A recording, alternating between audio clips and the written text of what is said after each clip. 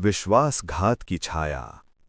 एक छोटे से गांव में जहां घने जंगल चारों तरफ फैले हुए थे, रहता था राजेश। वो एक साधारण किसान था, लेकिन उसका सबसे करीबी दोस्त था विक्रम। दोनों बचपन से साथ थे, स्कूल, खेल, यहां तक कि राजेश की शादी में विक्रम ने ही सब संभाला था। राजेश की पत्नी नेहा सुंदर और हंसमुख थी। गांव वाले कहते थे कि राजेश बहुत भाग्यशाली है। एक दिन राजेश को शहर से एक अच्छी नौकरी का ऑफर मिला। वो खुश था, लेकिन गांव छोड़ने का मन नहीं था। विक्रम ने कहा, तू जा, मैं तेरे घर और खेत का ख्याल रखूंगा। नेहा अकेली नहीं रहेगी। राजेश ने विश्वास किया। वो शहर चला गया और हर हफ्ते पैसे भेजता रहा। समय बीतता गया।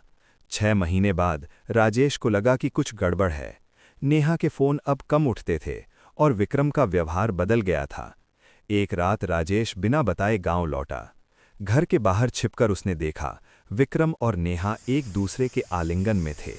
हंसी मजाक, वो प्यार जो कभी सिर्फ राजेश का था। राजेश का दिल टूट गया। विश्वासघात की आग उसके अंदर जलने लगी। वो चुपचाप वापस शहर चला गया, लेकिन अब वो पहले जैसा नहीं था। रातें नींद हराम हो गईं। वो सोचता रहता, क्यों? विक्रम, जो भाई जैसा था, और नेहा, जो जीवन साथी थी। उसने फैसला किया, बदला लेगा। राजेश ने जंगल के उस पुराने बाबा से मिलना शुरू किया, जिसे गांव वाले डरते थे। बाबा तंत्र मंत्र जानता था। राजेश ने कहा, मुझे ऐसी शक्ति दो कि वे दोनों हमेशा डर में जिएं। बाबा ने हंसकर एक पुरानी किताब दी और एक मंत्र सिखाया। ये मंत्र छाया को जगा देगा, बाबा बोला, लेकिन सावधान, छाया कभी वापस नहीं जाती। पूर्णिमा की रात राजेश गांव लौटा। घर खाली था। विक्रम और नेहा अब साथ रहते थे। राजेश ने जंगल में एक पुराने मंदिर के खंडहर में मंत्र पढ़ा। हवा ठंडी हो गई। पेड़ों से अजीब सी सरसराहट आने लगी। अचानक जमीन से काली छायाएं निकलीं, मानो जीवित हो गई हों। वो राजेश की ओर झुकीं, फिर गांव की तरफ बढ़ीं।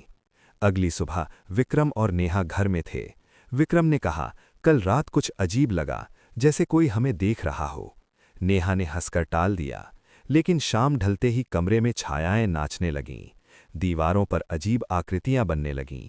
राजेश का चेहरा मुस्कुराता हुआ, लेकिन आंखें खाली। नेहा चीखी, ये क्या है?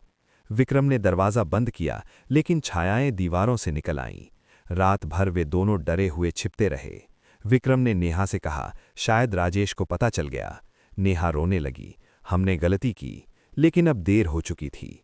छायाएं फुसफुसातीं, विश्वासघात, बदला।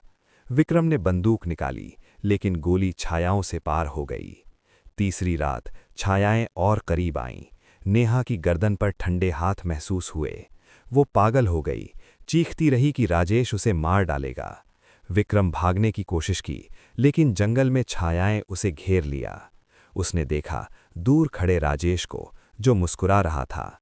तूने मेरा विश्वास तोड़ा, अब तेरी जिंदगी छाया बन जाएगी। राजेश की आवाज हवा में गूंजी। सुबह गांव वालों ने दोनों को पाया। नेहा की लाश, आंखें खुली, चेहरे पर डर की छाप।